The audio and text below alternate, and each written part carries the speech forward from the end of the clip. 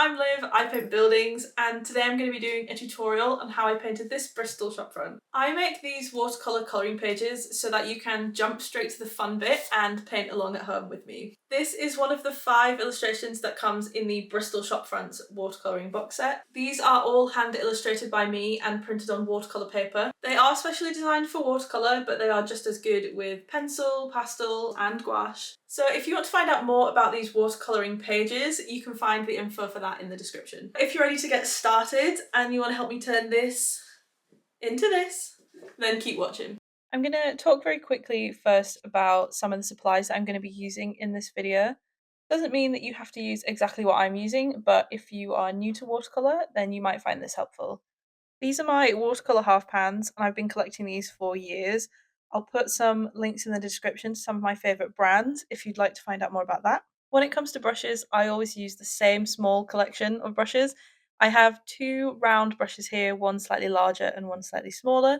I've then got a really tiny size 0 round brush for fine details. And then when it comes to painting bricks, I have this very small flat brush that is really perfect for getting those square edges. I think it's really important to have a separate mixing palette so that you aren't just taking paint straight out of the pans, and that you can mix your custom colours and you can mix enough colour for what you're going to need. These are ceramic palettes with nice deep wells. I think I just got them online or from a local art shop, and they weren't very expensive. And because we're painting with watercolour, I of course have a pot of water. I also always keep on hand just some paper towels. This comes in handy to clean my brushes, but also to pick up paint off the paper that I put down accidentally or if there's any spills. And lastly, I always just have a blank sheet of paper. This is really helpful for swatching my colours before I put them on the paper to make sure everything looks how I want it to. So now we're getting started. You'll see I have already taped my painting down to the board. You don't have to do this, I just find that it helps keep the page nice and straight and flat. You can just tape your painting straight down to the table. I have some MDF boards that I tape my paintings to so that I can move around and I can come back to a painting later if I need to. Okay, so I'm going to put the reference image up on the screen that I am referencing for this painting.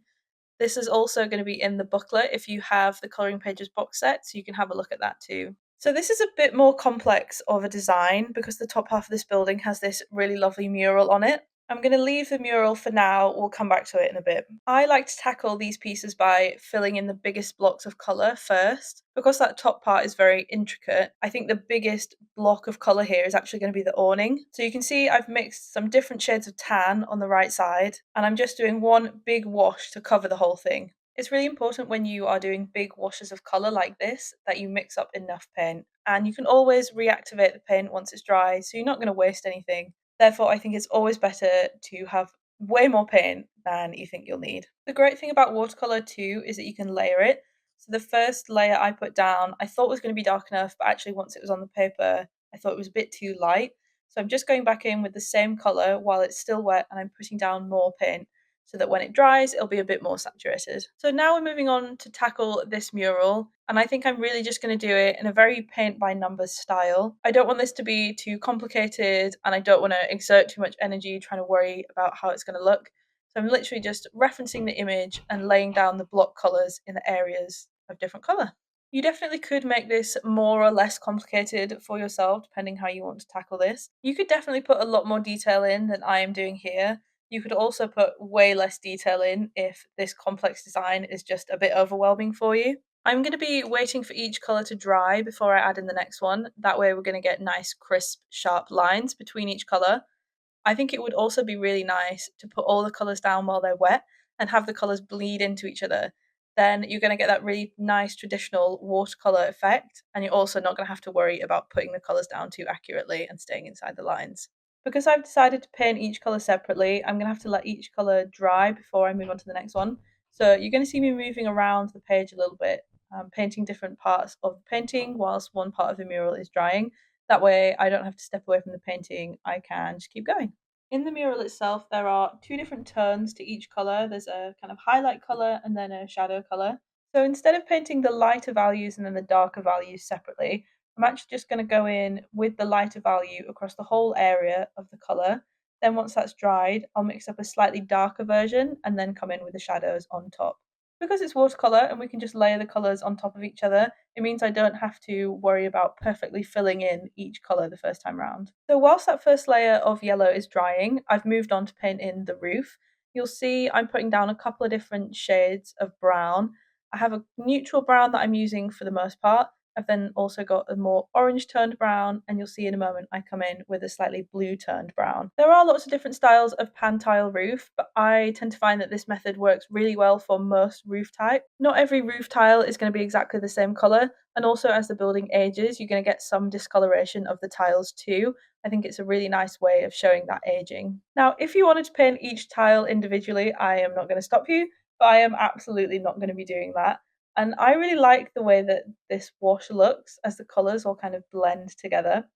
Also, the way that these illustrations are printed onto the watercolor paper, the ink itself has a kind of water resist to it. So as you wash the paint over the pan tile texture, you'll see the paint start to pool in the middle of the tiles. Then as the paint dries, you get a kind of higher saturation of color around the edge of the shape.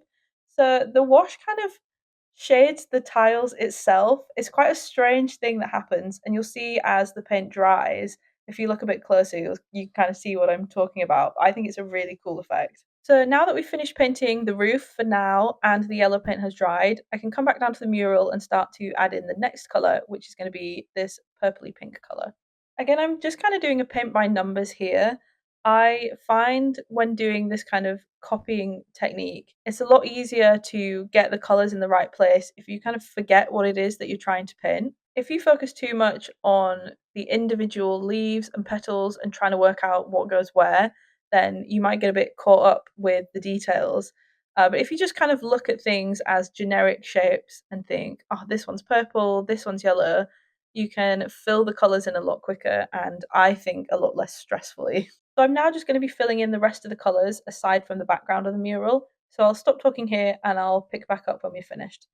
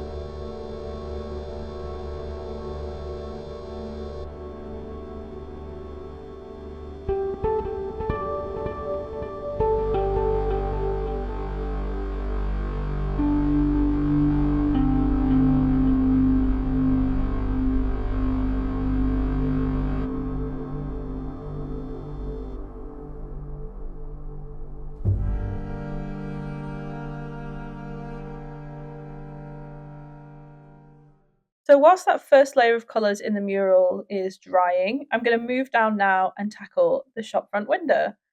This is going to be one of the darkest elements of this painting. There's also a lot of fairly intricate details with all of these pots and plants in the window. So I'm actually just going to break one of the first rules of watercolour, which is to paint from light to dark, and I'm going to start here with the darkest colour. Right at the beginning of this painting, I said that I like to fill in the bigger spaces first. So that's exactly what I'm going to do with this window. So the void in the room makes this a very dark colour, but I can also see that there are things going on inside the shop. I've got lights on inside and people moving around.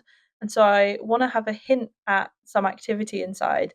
And I'm going to do that by mixing in some different colours while the paint is still wet. So because this is quite a complex shape, I'm painting around some of the details in the window. And because it's a very dark colour, and because I'm also going to be blending in some other colours while it's still wet, there's kind of a lot going on and I do need to do this quite quickly. It's also very warm here in England whilst I'm filming this, and the paint is drying quite fast. So, to kind of counteract all of this, I'm just using a lot of paint on the paper. The more paint that I put down, the longer it's going to stay wet, which gives me more working time to work in all of those details. And it also gives me more time to blend in those different colours too. And as you can see, there are some areas where it's already starting to dry before I've finished working it into the details. So I definitely could have used more paint too. If you didn't want to go in with such a harsh colour, it can be quite intense looking colour to put down. You could definitely layer it. Again, watercolour is great for layering. I, however, try to avoid layering colours over complex shapes. I find if you are layering, it can be really tricky to perfectly match the layer that you've put down before. So, quite often, you'll be able to see where something has been layered. If that's the look you're going for, that's absolutely fine. I think with such a dark color, that's not really the look that I want to achieve. And also because this is quite a complex shape, that makes it even more difficult to get those details right. So because of that, I'm going to avoid where possible painting again over this color. You can see here I did have to go in with another darker layer of blue because that first layer had already dried and I needed to mix in some other colours too. And where I have done that, it's a little bit messier, not quite as clean as I would have wanted it to be, but that's okay. So to give a hint at the lights being on, I've taken this very bright yellow colour and I'm just dotting it into where the blue paint is still wet. I don't have to do much blending myself because both paints are still very wet. The paints are going to blend together naturally, and I think it gives this nice diffused look that kind of hints at something going on in the background.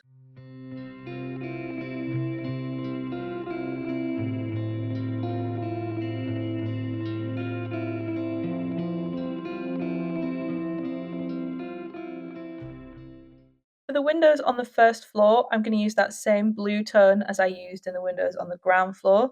There aren't any lights on upstairs, so I don't have to worry about blending in any other colours. And the shape of this window here isn't too tricky, but I do think it's important to keep this window frame nice and crisp and clean because it is a nice bright white colour. So to paint in the blue of the window, I'm just using a small brush and I'm being very careful to get right up to the edges but not to go over the lines.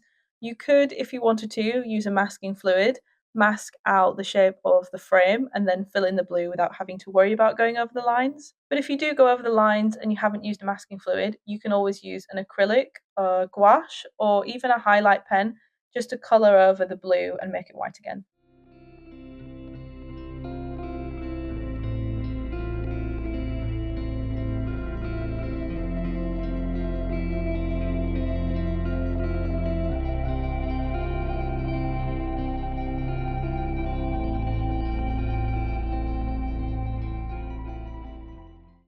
So it's been a few hours and all of the paint has completely dried, and I think now is a good time to come back in and paint the background for this mural. This colour is a very dark bluey purpley colour, and so I didn't want this to be too similar to the blue that I've used for the windows, but I also wanted it to be a similar tone so that all the colours in the piece would be cohesive. So to mix up this colour, I used the window blue as a base, and then I added in some purples and some red tones. So they have the same base colour and they're nice and similar. So I'm just going to very carefully paint around the different colours of this mural. In hindsight, I think I should have used a much smaller brush.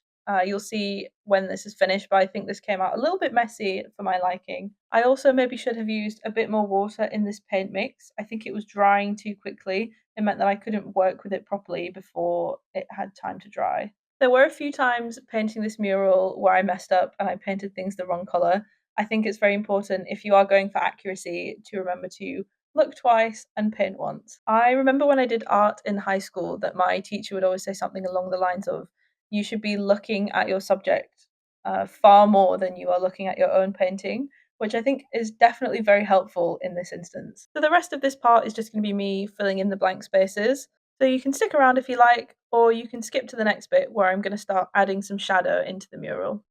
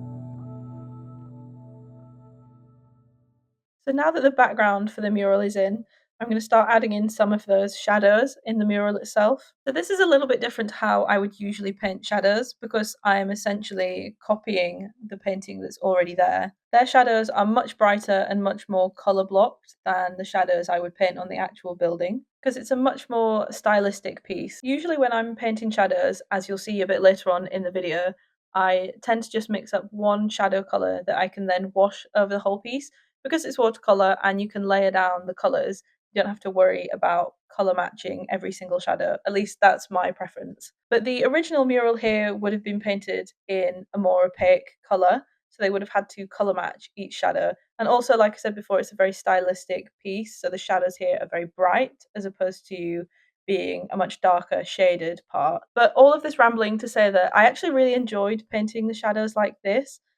It is usual for me to just use one shadow color and wash over the whole thing, but I actually really enjoyed getting to use some brighter colors and do something a little bit different. I think this is a really lovely mural, and I'm not sure I've really done this justice. The artist who painted this mural is Alex Lucas. I think they're quite well known in Bristol for painting murals. I've seen quite a bit of their stuff around, but I will leave links in the description if you want to see some more of their work.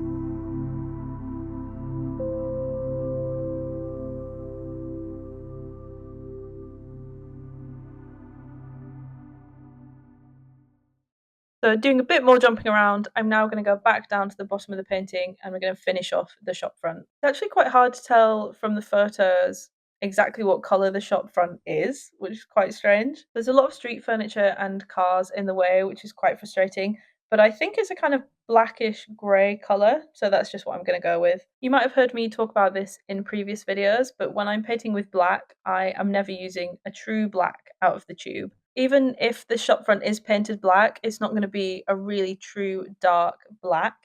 It's still going to be reflecting the light and it's going to be reflecting the colours around it. So really what I'm doing is painting a dark grey. There's also going to be different undertones to the black. I've got a lot of cool blue colours in this piece, so I do want to keep it quite cohesive. But I don't want it to be quite as blue as the colour in the windows because I still want there to be some contrast. So what I've done is mixed up a black tone that is slightly cooler than neutral. I mix all of my black and shadow colours by using a combination of Sennelier's Chinese Orange and Daniel Smith's Payne's Grey. I find that they are the perfect colours to mix together to make a really nice neutral black. Also means that if I want something slightly cooler, I use more Payne's Grey, and if I want something slightly warmer, I add Chinese Orange.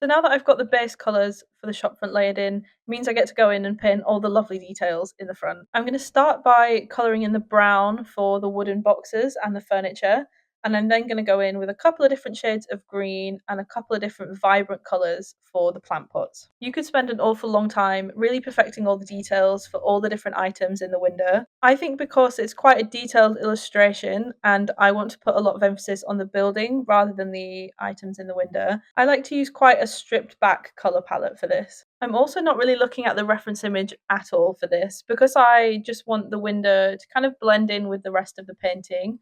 It doesn't really matter to me if it's super true to life. I'm just going to use some colours that I've used in the mural before to kind of tie it all together. Other than that, it is just going to be quite simple.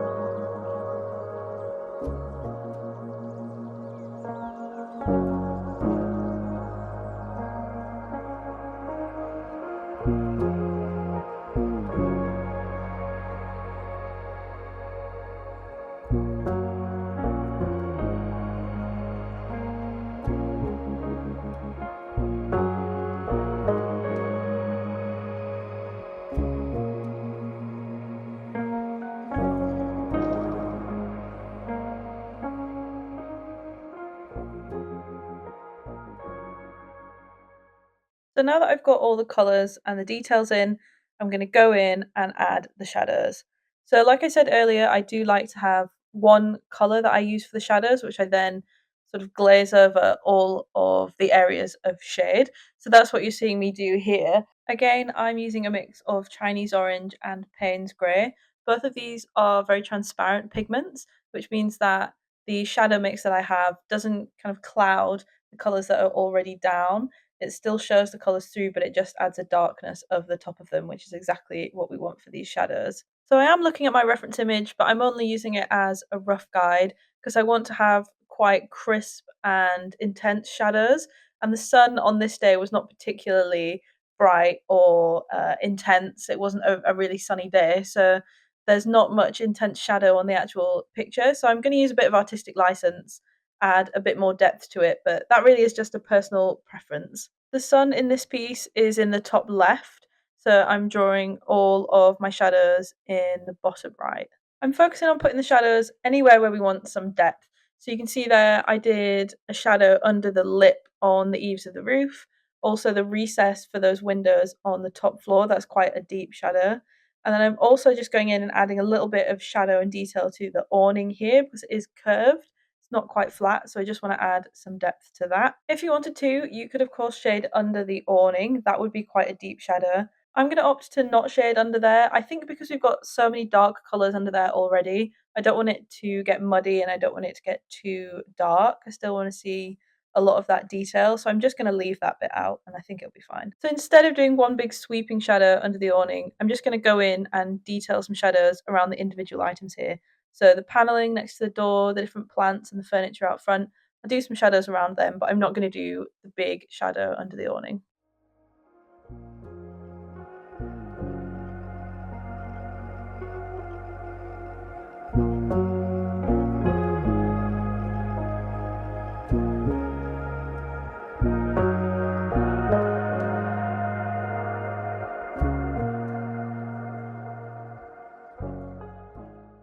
And then the very last thing that I'm going to add in are some crisp white highlights. I like to use a white gel pen for this, and I will leave the details for this specific pen in the description if you want to have a look at it. Adding highlights like this is much more illustrative, a lot less realistic. I just think it's really fun, and I like to have a nice pop of white on the top there. So I'm just highlighting in the ridges on the roof tiles, and then in a moment you'll see I'm also going to put some detail in the shop name on the awning as well. On the reference photo, this is blue. I don't have a blue gel pen, and I honestly didn't want to use a gouache or an acrylic for this because I didn't think I'd be able to get good enough detail. And I thought just the white would look nice and blend in with the rest of the piece a bit better. If you didn't want to use a white highlight pen, but you did want to get the white highlights, you can use a masking fluid right at the start to mask out the paper. Then when you remove the masking fluid, once you've painted over it, you'll still have that nice white colour underneath. So here is our finished painting.